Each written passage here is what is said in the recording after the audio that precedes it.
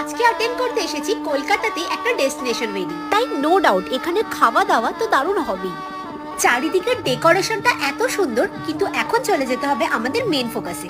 আমি কিন্তু বিয়ে বাড়িতে ঢুকলেই কোনো দিকে না তাকিয়ে ডাইরেক্ট চলে যাই স্টার্টার কাউন্টারে। স্টার্টারে চিকেন রেশমি কাবাব, fish finger, paneer tikka, crispy chilli baby corn জমিয়ে খেয়ে চলে গেলাম ফুচকা খেতে। এরপর গরম গরম চায় চুমুক দিয়েই হামলে পড়লাম মেন কোর্সে। ফার্স্ট একটু অল্প করেই কড়াইশুটির কচুরি, বেবি নান, আলুর দম, ডাল মাখানি, বাটার পনির আর ফিশ ফ্রাই নিয়ে খাওয়াটা স্টার্ট করে দিলাম।